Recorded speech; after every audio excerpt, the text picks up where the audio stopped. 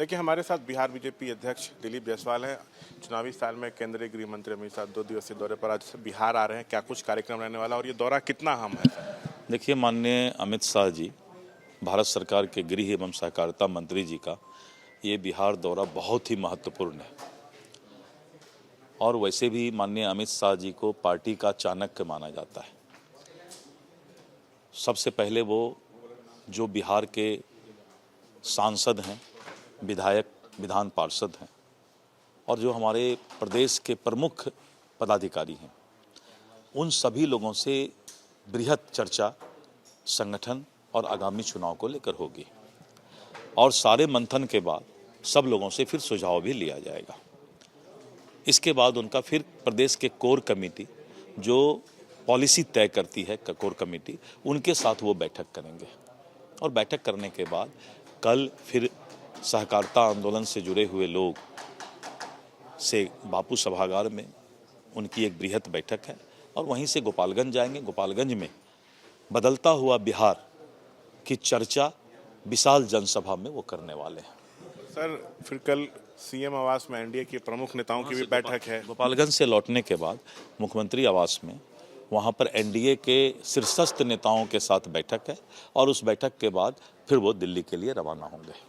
और सर, ये जो बैठक हो रही है इसमें तो चुनावी रणनीति, सीट शेयरिंग पे भी चर्चा होनी है। सीट शेयरिंग कोई इशू है या नहीं, आसानी से सब कुछ हो जाएगा? सीट शेयरिंग पर बैठक, इस तरह के बैठक में चर्चा नहीं होती है।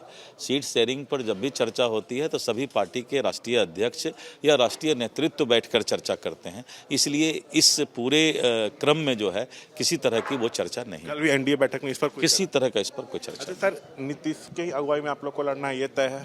वही सीएम कैंडिडेट ये तो स्पष्ट कर दिया गया है कि नीतीश कुमार जी के नेतृत्व में एनडीए बिहार में चुनाव लड़ेगी।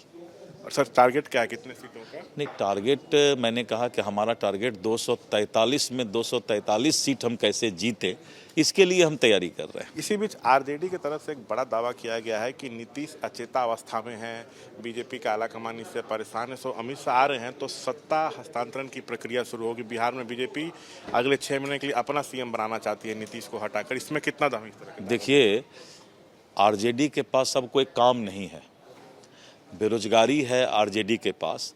इसीलिए बैठे बैठे दूसरे के घर में कैसे विघ्न बाधा डालें, अब वो सिर्फ यही बात सोचते रहते हैं, सोते जगते। उनका कोई काम ही नहीं है, बेरोजगार हैं वो। तो हमारे यहाँ क्या होगा ये रणनीति के आरजेडी वाला तय करेगा। इसलिए आरजेडी वाला अपना काम करे और एनडीए अपना काम करे। आखिरी सवाल, ये दौरा अमित शाह का कितना लाभकारी साबित होगा एनडीए के लिए? नेता का दौरा तो लाभकारी होता ही है। प्रधानमंत्री जी का दौरा, अमित शाह जी का दौरा, राष्ट्रीय अध्यक्ष का दौरा बहुत मायने रखता है और बहुत लाभकारी होता है। तो ये थे दिलीप जायसवाल अमित शाह के दौरे पर बातचीत करते हुए। कैमरा पर्सन शैलेश सिंह के साथ मैं शशांक कुमार, एबीपी न्यूज़, पटना।